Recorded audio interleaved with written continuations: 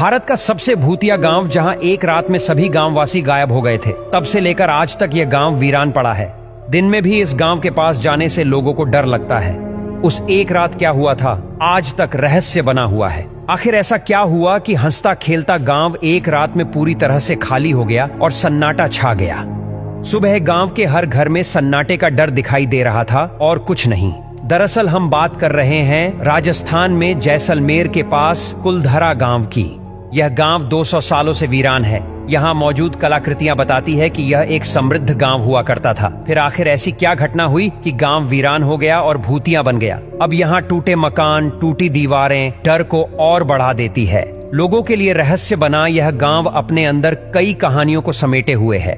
बताया जाता है कि 200 साल पहले राजस्थान के कुलधरा गांव में खुशियां थीं, चहल पहल हुआ करती थी। ऐसा माना जाता है कि इस गांव को साल 1300 में पालीवाल ब्राह्मण समाज ने सरस्वती नदी के किनारे बसाया था। 5000 से ज्यादा लोग इस गांव में रहते थे। उस रियासत का दीवान सालम सिंह बड़ा ही अय्याश और मक्कार था। उसकी गंदी नजर गांव के प्रधान की खूबसूरत बेटी पर थी।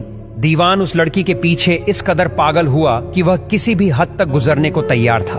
उसने गांव वालों को संदेश पहुंचाया कि वह लोग लड़की को उसे सौंप दे, वरना अंजाम बुरा होगा। सत्ता के मद में चूर दीवान ने लड़की को पाने के लिए धमकी दी कि अगर गांव वालों ने पूर्णमासी तक उसे वो लड़की नहीं सौंपी तो वह हमला कर लड़की को उठा ले जाएगा, गांव वालों से 2 गुना लगान वसूलेगा। दीवान की धमकी के बाद गांव वाले लड़की के सम्मान में एकजुट होकर उसके खिलाफ खड़े हो गए। गांव वालों ने पंचायत बुलाई और लड़की और अपनी इज्जत बचाने के लिए रातों रात गांव खाली करने का फैसला किया।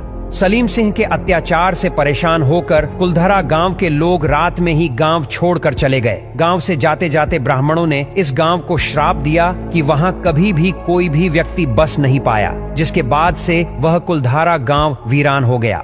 लोगों का मानना है कि कुछ लोगों ने इन कहानियों पर भरोसा नहीं कर वहां बसने की कोशिश भी की, लेकिन उनके साथ अनहोनी हो गई, जिसके बाद से फिर कोई भी वहां नहीं पहुंचा। कहा जाता खाली पड़े गांव में रूहानी ताकतों का कब्जा है। वहां रहने वाले पालीवाल ब्राह्मणों की आहट आज भी वहां सुनाई देती है। महिलाओं की चूड़ियों पायलों की आवाजें रात में सुनाई देती है। कुलधरा और उसके पास का गांव खाभा तमाम कोशिशों के बाद भी आज तक आबाद नहीं हुए हैं। अगर आप सोच रहे हैं कि क्या कुलधरा गांव में घूमने के लिए कोई जा सकता है, तो हम आपको बता दें कि यहाँ घूमने को लेकर कोई भी पाबंदी नहीं है। गांव के द्वार सप्ताह के हर दिन सुबह 8 बजे से शाम 6 बजे तक खुले रहते हैं। क्योंकि यह जगह भूतिया मानी जाती है, इसलिए स्थानीय लोग सूर्यास्त के बाद द्वार बंद कर देते हैं। कुलधरा गांव में प्रवेश शुल्क प्रति व्यक्ति 10 रुपए है और यदि आप कार से जा रहे हैं तो 50 रुपए हैं। ये गांव अब भारतीय पुरातत्व विभाग ने अपने संरक्षण में ले लिया है। खंडहर के रूप में पड़ा ये गांव लोगों को अपनी ओर आकर्षित करता है और डराता भी है।